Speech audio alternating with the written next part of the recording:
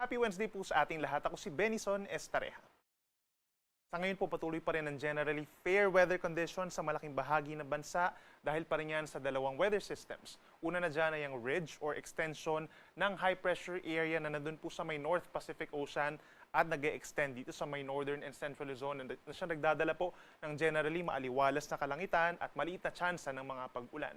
Yung mga isolated rain showers or thunderstorms, posible naman po dito sa may southern Luzon, down to Mindanao dahil sa easterlies o yung hangin na nagmumula pa rin sa may Pacific Ocean at sa maraming lugar po bahagyang maulap na kalangitan ng mararanasan, kabilang na ang Metro Manila. Samantala po, isang bagyo ang namataan po sa labas ng Philippine Area of Responsibility dito sa may Pacific Ocean. Nabuo po yan kaninang hapon from a low pressure area and as of 3 in the afternoon ay namataan po ito 3,000 kilometers silangan po ng northeastern Mindanao. Sa ngayon, ang taglay na hangin nito 55 kilometers per hour pero habang lumalapit ito sa ating kalupaan ay patuloy pa itong lalakas at habang nandito pa rin siya sa mainit na parte ng karagatan. Base po sa latest tropical cyclone potential forecast ng Pag-asa, kikilos ang bagyo west-northwest or papalapit ng unti-unti dito po sa ating kalupaan sa Philippine Area of Responsibility. At dahil ito'y tropical depression at nasa malayong parte pa ng karagatan, posibleng umabot pa ito sa severe tropical storm or typhoon category sa susunod po na 6 na araw habang binabagtas yung southern portion of Guam. Base naman sa ating latest forecast, posibleng Wednesday or Thursday, pumasok ito ng ating PAR. Papangalanan po natin ito na Kaloy kung sakasakali o yung magiging pangatlong bagyo for this year at una naman for the month of April. Sa pagpasok niya ng ating PAR, sa Thursday hanggang sa weekend, we're seeing na magre-recurve po o lilihis ito ng direksyon moving northwest hanggang sa maghilaga po patungo dito sa may southern portion of Japan. So ibig sabihin, maliit ang chance sa ngayon na ito'y tatama sa ating kalupaan or directly makakaapekto given na malayo nga po ang sentro nitong bagyong tatawaging Kaloy sa ating kalupaan. However, patuloy pa rin mag-monitor sa mga pagbabago dahil ilang araw pa naman at marami pang posibleng senaryo regarding this weather disturbance. Para naman sa lagay ng ating panahon bukas sa araw ng Kagitingan, that's April 9, asahan pa rin ang bahagyang maulap na kalangitan at minsan maaliwalas naman po na kalangitan umaga hanggang tanghali sa malaking bahagi ng Luzon. Sa umaga may mga areas dito sa may Quezon na uulanin, ganyan sa may Marinduque, Romblon at Oriental Mindoro dahil lamang yan sa easterlies. Habang natitirang bahagi ng Luzon, lalo dito sa may northern and central portions, asahan naman na magiging maaliwalas ang kalangitan sa umaga hanggang sa tanghali. Yun nga lang magiging mainit at maalinsangan pa rin, lalo na sa mga kapatagan kagaya ng Cagayan, Isabela, Pangasinan, Tarlac and Nueva Ecija. Habang sa dakong hapon hanggang sa gabi, may mga lugar naman dito sa may southern Luzon, Calabarzon, Mimaropa and Bicol region na magkakaroon ng maulap na kalangitan at pulupulong mga pag-ulan. For Metro Manila, mananatiling mainit hanggang 35 degrees kung ang pag-uusapan po natin ay temperatura ng hangin. Mas mainit pa sa may Tuguegarao City at 36 degrees Celsius of air temperature. Pero yung heat index, for example dito sa Metro Manila, nasa 37 to 38 degrees pagsapit po ng tanghali. Mas mataas pa dun sa mga nabagit natin na areas kanina dito sa may Ilocos Region, Central Luzon at Cagayan Valley. Sa ating mga kababayan po sa may Visayas, sa may eastern portion, umaga pa lamang may chance na po ng mga pag-ulan, mga light to moderate rains, particularly eastern Samar, Leyte, and southern Leyte. Yan po ay dahil din sa easterlies or sa silanganin, hindi po dahil din sa bagyo. Habang natitirang bahagi ng Visayas and Palawan, partly cloudy to cloudy skies.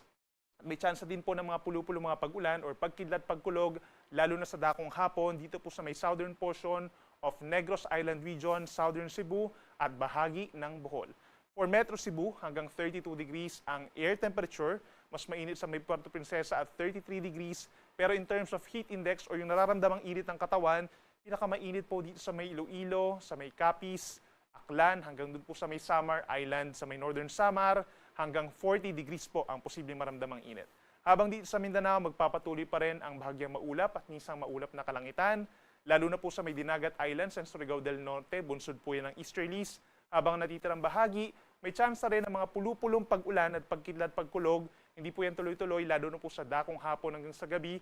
Dito po sa may Zamboanga Peninsula, Bangsamoro Region, Sultan Kudarat, Sarangani and South Cotabato, yan po ay dahil lamang sa mga localized thunderstorms.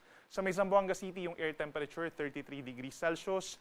Mas mainit ang air temperature sa may Davao City at 36 degrees Celsius, habang pinakamainit pa rin yung mararamdaman Dun sa mga syudad po dito sa Mindanao, kabilang ng Cotabato, Butuan, General Santos, at Zamboanga City, nasa 40 to 42 degrees yung maximum heat index po natin.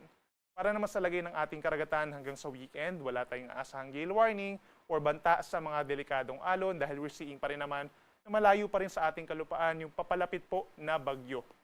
Ang nakikita natin generally, banayad ang katamtaman ng taas sa mga pag-alon. Sa may eastern portion ng ating bansa, umabot lamang ng 1.5 metro kapag meron tayong pabugso-bugsong hangin dahil sa mga thunderstorms. But in general, dito naman sa may West Philippine Sea, nasa kalahating metro naman malayo sa Pangpang.